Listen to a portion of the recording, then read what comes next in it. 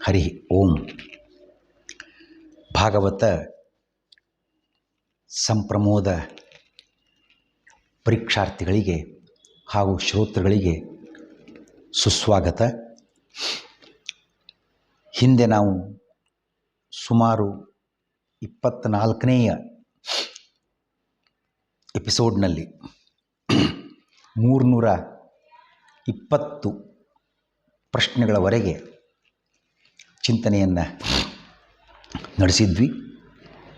ಇದೀಗ 25ನೇ ಎಪಿಸೋಡ್ನಲ್ಲಿ 321ನೇ ಪ್ರಶ್ನೆಯಿಂದ ಇಂದಿನ ಪಾಠವನ್ನು ಪ್ರಾರಂಭ ಮಾಡೋಣ. ಕೃಷ್ಣನೊಬ್ಬನೇ ಪರಿಪೂರ್ಣ, ಸರ್ವಜ್ಞ,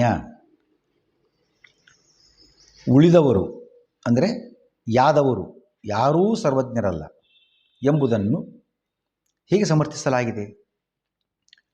ಕೃಷ್ಣನು ತನ್ನೆಲ್ಲ ಪತ್ನಿಯರ ಮನೆಗಳಲ್ಲಿ ಅಷ್ಟು ರೂಪ ಧರಿಸಿ, ಅಂದರೆ 16,108 ಪ್ರತ್ಯೇಕವಾಗಿ ರೂಪಧಾರಣೆ ಮಾಡಿಕೊಂಡು ಇದ್ದರೂ ಕೂಡ ಎಲ್ಲರೂ ಏನು ಅಂದ್ಕೊಂಡ್ರು? ಕೃಷ್ಣ ನನ್ನ ಮನೆಯಲ್ಲಿ ಮಾತ್ರ ಇದ್ದಾನೆ, ಬೇರೆಯವ್ರ ಮನೆಗೆ ಹೋಗ್ತಾನೇ ಇಲ್ಲ, ನಾನೇ ಅವನಿಗೆ ಹೆಚ್ಚು ಪ್ರಿಯ ಭಗವಂತನಿಗೆ ಅಂತ ಹೀಗೆಲ್ಲ ಭಗವಂತನ ಮಹಿಮೆಯನ್ನು ಅವರು ತಿಳಿಯಲೇ ಇಲ್ಲ. ಹಾಗಾಗಿ ಅವರೆಲ್ಲರೂ ಕೂಡ ಸರ್ವಜ್ಞರು ಅಲ್ಲ ಅನ್ನೋದು ಸ್ಪಷ್ಟ. ಮತ್ತೊಂದು ಮಾತನ್ನು ನೋಡುವಂತಾಗಿದ್ದರೆ, ಇಷ್ಟೊಂದು ಸಂಖ್ಯೆಯ ಪತ್ನಿಯರಲ್ಲಿ ಯಾರೊಬ್ಬರೂ ಕೂಡ ತನ್ನ ಹಾವ ಭಾವ ವನಪು ವಯ್ಯಾರ ತಾರುಣ್ಯ ಲಾವಣ್ಯ ಬೆಡಗು ಭಿನ್ನಾಣ ಇನ್ನೆಲ್ಲಗಳಿಂದ ಕೃಷ್ಣನ ಮನಸ್ಸನ್ನು ಚಂಚಲಗೊಳಿಸಲು ಯಾರೂ ಸಮರ್ಥರಾಗಲಿಲ್ಲ ಅನ್ನೋ ಮಾತನ್ನು ನೋಡುವಾಗ ಕೃಷ್ಣ ಯಾವುದರ ಅಪೇಕ್ಷೆ ಇಲ್ಲದವನು, ಪರಿಪೂರ್ಣನಾಗಿದ್ದಾನೆ ಅನ್ನುವ ಮಾತನ್ನು ಕೂಡ ತಿಳಿಯಬಹುದಾಗಿದೆ. ಕೃಷ್ಣನಿಗೆ ಎಷ್ಟು ಜನ ಮಕ್ಕಳು? ಪ್ರತಿಯೊಬ್ಬ ಪತ್ನಿಯಲ್ಲಿಯೂ 10 ಮಕ್ಕಳು. ಹಾಗಾದರೆ 16,108 ಜನ ಪತ್ನಿಯರು, ಒಬ್ಬೊಬ್ಬ ಪತ್ನಿಯಲ್ಲಿ 10 ಮಕ್ಕಳು ಅಂತ ಈ ಮಾತನ್ನು ಹೇಳುವಂತಾಗಿದ್ದರೆ, ಆಧುನಿಕ ಕೆಲವು ವಿಚಾರವಂತರು ಆಕ್ಷೇಪ ಮಾಡಿದ್ದಿದೆ. ಇಷ್ಟೊಂದು ದೊಡ್ಡ ಸಂಖ್ಯೆಯ ಮಕ್ಕಳು, ಇಷ್ಟೊಂದು ದೊಡ್ಡ ಸಂಖ್ಯೆಯ ಹೆಂಡಂದಿರು ಕೃಷ್ಣನಿಗೆ ಇದ್ದರು ಅಂತ ಹೇಳುವಂತಾಗಿದ್ದರೆ, ಬಹುಶಃ ಅವನು ಜಗತ್ತಿನ ಏಕೈಕ ಮಹಾಕಾಮಿಯಾಗಿದ್ದಾನೆ ಅಂತ ಅನ್ಬೋದಲ್ಲ ಅಂತ ಆಕ್ಷೇಪ ಮಾಡಿದ್ದಾರೆ. ಅಲ್ಲ, ವಾದರಾಜರು ಹೇಳ್ತಾರೆ, ಕೃಷ್ಣ ಇಷ್ಟು ಮಕ್ಕಳನ್ನು ಪಡೆದದ್ದು ಅದು ಯೋಗಶಕ್ತಿಯಿಂದ ವಿನಃ ಭೋಗಶಕ್ತಿಯಿಂದ ಅಲ್ಲ. ಯಾಕೆ? ಇಷ್ಟೊಂದು ಮಕ್ಕಳನ್ನು ಪಡೆಯತಕ್ಕ ಸಾಮರ್ಥ್ಯ ಯಾರಿಗೂ ಇಲ್ಲ. ಇಷ್ಟೇ ಅಲ್ಲ, ಮಕ್ಕಳನ್ನು ಪಡೆಯುವ ವಿಚಾರದಲ್ಲಿ ಯಾರಿಗೂ ಸ್ವಾತಂತ್ರ್ಯವಿಲ್ಲ, ಯಾರಿಗೂ ಇಲ್ಲ. ನೋಡಿಬೇಕಾದರೆ ಯಾರೋ ಅಂತಿರ್ತಾರೆ, ಗಂಡು ಮಗು ಆಗಬೇಕು, ಹೆಣ್ಣು ಮಗು ಆಗ್ತದೆ. ಹೆಣ್ಣು ಮಗು ಅಪೇಕ್ಷೆ ಇರ್ತಕ್ಕಂಥವ್ರಿಗೆ ಗಂಡು ಮಗು ಆಗ್ಬೋದು, ಅಥವಾ ಮಕ್ಕಳೇ ಆಗದೇ ಇರಬಹುದು. ಇದೇನು ಹೊಸ ವಿಷಯನಲ್ಲ, ಎಲ್ರಿಗೂ ಗೊತ್ತಿರತಕ್ಕಂಥದ್ದೇ. ಹಿಂದೂ ಒಬ್ಬ ರಾಜ ಇದ್ದ, ಸಗರ ಚಕ್ರವರ್ತಿ ಅಂತ. ಅವನಿಗೆ 2 ಹೆಂಡಂದಿರು, ಒಬ್ಬ ಹೆಂಡತಿಯಲ್ಲಿ 60,000 ಮಕ್ಕಳು, ಮತ್ತೊಬ್ಬ ಹೆಂಡತಿಯಲ್ಲಿ ಒಬ್ಬನೇ ಒಬ್ಬ ಮಗ. ಹೀಗೆ ಯಾರಿಗೂ ಪುರುಷರಿಗೆ ತನ್ನ ಸಾಮರ್ಥ್ಯವನ್ನು ಸಮನಾಗಿ ಹಂಚಲು ಸಾಧ್ಯ ಇಲ್ಲ. ಹಾಗಿರುವಾಗ Krishna not less than not more than, 10ಕ್ಕೆ ಕಮ್ಮಿಯೂ ಇಲ್ಲ, 10ಕ್ಕೆ ಹೆಚ್ಚೂ ಇಲ್ಲ. ಎಲ್ಲ ಹೆಂಡಂದಿರಲ್ಲಿ 10 ಮಕ್ಕಳನ್ನು ಪಡೆದಿದ್ದಾನೆ. ಅದಕ್ಕಾಗಿ ಈ ಮಕ್ಕಳನ್ನು ಪಡೀತಕ್ಕಂಥದ್ದು ಯೋಗ ಸಾಮರ್ಥ್ಯದಿಂದ ವಿನಃ ಭೋಗ ಸಾಮರ್ಥ್ಯದಿಂದ ಅಲ್ಲ ಅನ್ನುವ ಮಾತನ್ನು ನಮ್ಮ ಗಮನಕ್ಕೆ ಕೊಟ್ಟಿದ್ದಾರೆ ಅಂತ ತಿಳಿಯಬೇಕಾಗಿದೆ. ರುಕ್ಮಿಣಿಯ ಮಕ್ಕಳ ಹೆಸರೇನು? ಪ್ರದ್ಯುಮ್ನ ಮೊದಲನೆಯವನು, ಚಾರುದೇಷ್ಣ, ಸುದೇಷ್ಣ, ಚಾರುದೇಹ, ಸುಚಾರು, ಚಾರುಗುಪ್ತ, ಭದ್ರಚಾರು, ಚಾರುಚಂದ್ರ, ಅತಿಚಾರು, ಚಾರುಮಾನ್. ಸತ್ಯಭಾಮೆಯ ಪುತ್ರರು ಯಾರು? ಭಾನು, ಸುಭಾನು, ಸ್ವರ್ಭಾನು, ಪ್ರಭಾನು, ಭಾನುಮಾನ್, ಚಂದ್ರಭಾನು, ಬೃಹದ್ಭಾನು, ಅತಿಭಾನು, ಶ್ರೀಭಾನು, ಪ್ರತಿಭಾನು. ಜಾಂಬವತಿಯ ಮಕ್ಕಳು ಯಾರು?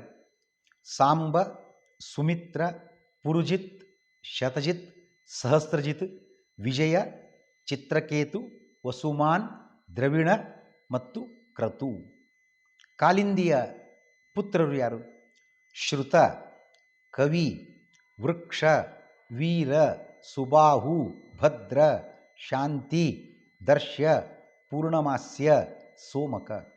ಮಿತ್ರವಿಂದೆಯ ಪುತ್ರರು ಯಾರು ಅಂತ ನೋಡೋದಾಗಿದ್ದರೆ ವೃಕ, ಅರ್ಹಕ, ಅನಿಲ, ನೀಲ, ಬಹ್ವನ್ನ, ಅನ್ನಾದ, ಮಹಾಶಾಪ, ವನ, ವನ್ಹಿ, ಕೃತಿ.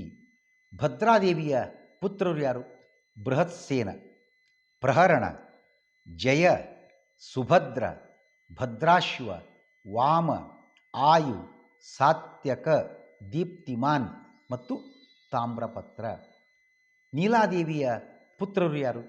ಭಾನು, ಚಂದ್ರ, ಅಶ್ವಸೇನ, ಚಿತ್ರಗು, ವೇಗವಾನ್, ವೃಕ್ಷ, ಆಮ, ಶಂಕು, ವಸು ಮತ್ತು ಕೃತಿ. ಲಕ್ಷಣಾದೇವಿಯ ಮಾದ್ರಿಯ ಪುತ್ರರು ಯಾರು? ಪ್ರಘೋಷ, ಗಾತ್ರವಂತ, ಸಿದ್ಧ, ಬಲ, ಪ್ರಬಲ, ಊರ್ಧ್ವಗ, ಮಹಾಶಕ್ತಿ, ಸಹ, ಓಜ ಮತ್ತು ಅಪರಾಜಿತ. ಪ್ರದ್ಯುಮ್ನನ ಮಗನು ಯಾರು? ರುಕ್ಮಿಣಿಯ ಮಗ ಪ್ರದ್ಯುಮ್ನ, ಪ್ರದ್ಯುಮ್ನ ಮಗ ಅನಿರುದ್ಧ. ಪ್ರದ್ಯುಮ್ನನ ಪತ್ನಿಯ ಹೆಸರೇನು?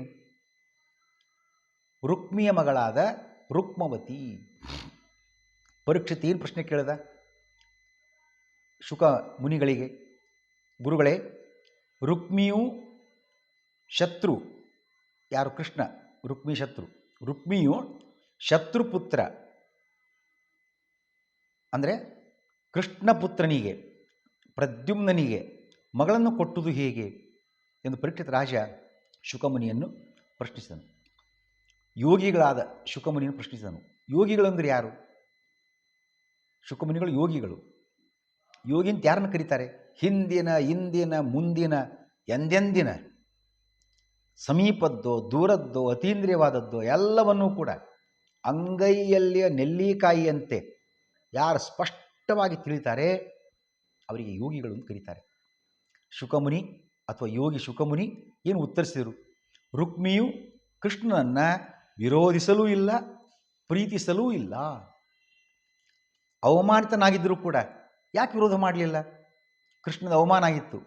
ತಲೆಯೆಲ್ಲ ಕೂಲ್ ಸ್ವಲ್ಪ ಆ ಕಡೆಗೆ ಸ್ವಲ್ಪ ಮಾತ್ರ ಉಳಿಸಿ ಸೋತು ಬಂದಿದ್ದ ಕೃಷ್ಣನಿಂದ. ಹಾಗೆ ಅವಮಾನ ಆಗಿರುವಾಗ ವೈರ ಇರಬಹುದಲ್ಲ, ಅವನು ವಿರೋಧ ಮಾಡಿರ್ಬೋದಲ್ಲ? ಇಲ್ಲ. ರುಕ್ಮಿಯು ಕೃಷ್ಣನಿಂದ ಅವಮಾನಿತನಾಗಿ ಬಂದಾಗ ಏನು ಮಾಡ್ದ? ಆ ಸಿಟ್ಟಿನಿಂದ ಶ್ರೀಶೈಲ ನಿವಾಸಿ ಶಿವನನ್ನು ಒಲಿಸಿಕೊಂಡು, ಇವತ್ತು ಶ್ರೀಶೈಲ ಏನು ನಾವು ನೋಡ್ತಾ ಇದ್ದೀವಿ ಕ್ಷೇತ್ರ, ಅದು ಭಾಗವತ ಪ್ರಸಿದ್ಧ ಕ್ಷೇತ್ರ ಆವಾಗಿನಿಂದಲೂ ಕೂಡ. ಆ ಶ್ರೀಶೈಲ ನಿವಾಸಿ ಶಿವನನ್ನು ಒಲಿಸಿಕೊಂಡು ಅತ್ಯುತ್ತಮವಾದ ಬಿಲ್ಲನ್ನು ವರವನ್ನಾಗಿ ಪಡ್ಕೋತಾನೆ. ಒಂದು ಮಾತನ್ನು ಹೇಳಿದ ಶಿವ, ನೋಡು, ನೀನು ಕೃಷ್ಣನ ಯಾರು ವಿರೋಧ ಮಾಡಿದಿ ಅಂದರೆ ದೇವ ದಾನವ ಅಭೇದ್ಯವಾದ ಈ ಬಿಲ್ಲು ನಿನ್ನ ಕೈ ತಪ್ಪಿ ನನಗೇ ಬಂದು ಸೇರ್ತದೆ, ಬಿ ಕೇರ್ಫುಲ್ ಅಂತ ಶಿವ ರುಕ್ಮಿಯನ್ನು ಎಚ್ಚರಿಸಿದನು. ರುಕ್ಮಿ ಏನು ಮಾಡಿದ? ಬಿಲ್ಲಿನ ಆಸೆಯಿಂದ ಶಿವನ ಮಾತಿನಂತೆ ಕೃಷ್ಣನನ್ನು ಅವನು ವಿರೋಧಿಸಲೂ ಇಲ್ಲ, ಅತಿಯಾದ ಪ್ರೀತಿಯನ್ನು ಕೂಡ ಮಾಡಲಿಲ್ಲ, ನ್ಯೂಟ್ರಲ್ ಆಗಿದ್ದು ಬಿಟ್ಟ. ಪ್ರದ್ಯುಮ್ನೊಂದಿಗೆ ರುಕ್ಮತಿಯ ವಿವಾಹ ಹೇಗಾಯಿತು? ರುಕ್ಮಿಯು ಏರ್ಪಡಿಸಿದ್ದ ರುಕ್ಮವತಿ ಸ್ವಯಂವರದಲ್ಲಿ ಪ್ರದ್ಯುಮ್ನನು ಎಲ್ಲ ರಾಜರನ್ನು ಸೋಲಿಸಿ ರುಕ್ಮವತಿಯನ್ನು ಕರೆತಂದಿದ್ದಾನೆ. ತಂಗಿಯ ಮೇಲಿನ ಪ್ರೀತಿಗಾಗಿ ರುಕ್ಮಿಯು ಕೂಡ ಸುಮ್ಮನಿದ್ದ. ಪ್ರದ್ಯುಮ್ನ ರುಕ್ಮವತಿಯರ ಪುತ್ರ ಯಾರು? ಅವನೇ ಅನಿರುದ್ಧ. ಅನಿರುದ್ಧನು ಯಾರನ್ನು ವಿವಾಹವಾದನು? ರೋಚನಾಳನ್ನು ವಿವಾಹವಾಗಿದ್ದಾನೆ. ಯಾರು ಈ ರೋಚನ? ಅವಳು ಕೂಡ ರುಕ್ಮಿಯ ಮೊಮ್ಮಗಳು, ಅರ್ಥಾತ್ ಮಗನ ಮಗಳು ರೋಚನ. ಇವಳನ್ನು ಅನಿರುದ್ಧ ವಿವಾಹವಾಗಿದ್ದಾನೆ. ಶ್ರೀಕೃಷ್ಣಾರ್ಪಣಮಸ್ತು.